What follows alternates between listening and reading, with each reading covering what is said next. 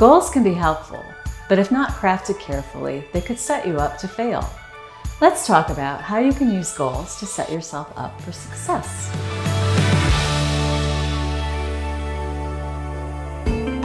Throughout your life, you will likely set a variety of different goals, and this is a good thing.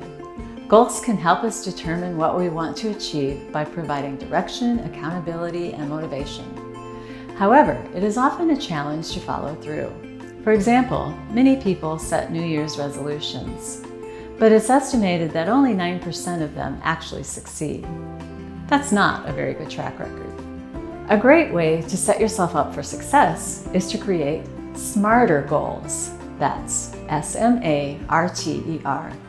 This acronym can help you formulate meaningful goals that you will be able to achieve. S stands for specific. Clearly stating what you want to do gives you direction. I want to get healthy is an admirable goal, but how will you get there? I will exercise is more specific and answers the question, what will I do? In other words, what action will I take?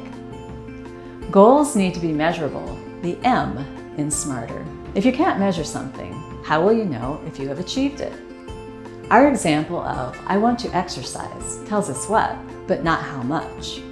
I want to exercise 3 times a week for 30 minutes is much more defined, and success, or not, is easily measurable. A is for attainable. Set goals that are reasonable, realistic, and that you can keep up long term. There is no need to start something that you can't sustain. I will exercise 6 days a week for 2 hours each day is probably not realistic for someone who is just starting an exercise program. S-M-A-R. Goals should be relevant. Set goals related to your daily routine that are relevant to just you. Can you hone in on the exercise that you plan to do? If you like to swim but don't have access to a pool or lake, that's probably not a good exercise to choose. I will walk 3 times a week for 30 minutes might be a better choice. T stands for time-bound. Choose an end date for your goal. A deadline will not only push you to get started, but will help motivate you because you have a limited time to complete your goal. I will walk 3 times a week for 30 minutes for the next 4 weeks. Gives you a boundary at which time you can reassess and adjust your goal. You could also use the time-bound idea to get very specific about when you will exercise. I will walk from 6 a.m. to 6:30 a.m. on Mondays, Wednesdays, and Fridays for the next 4 weeks really spells out your intentions. So what happens when the 4 weeks are over? That brings us to the last 2 elements of SMARTER, evaluate and readjust. It's important to evaluate your goals often to ensure that they continue to be relevant and motivating. Then, readjust as necessary.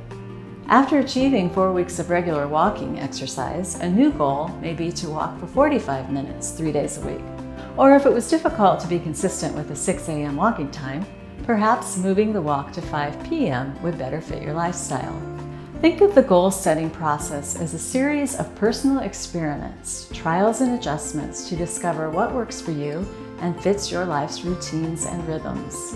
One last note on the R of SMARTER. It could also stand for reward. Once you meet a goal, take time to celebrate.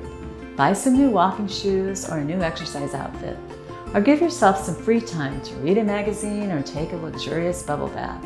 Rewarding yourself for meeting a goal can reinforce your actions to propel you forward. Let's review the SMARTER acronym. Specific, measurable, attainable, relevant, time-bound, evaluate and readjust or reward. What is your SMARTER goal? Be sure to write it down and post it somewhere you will see it often. And don't forget to share it with us. This is Kim from NuStart. Thanks for watching.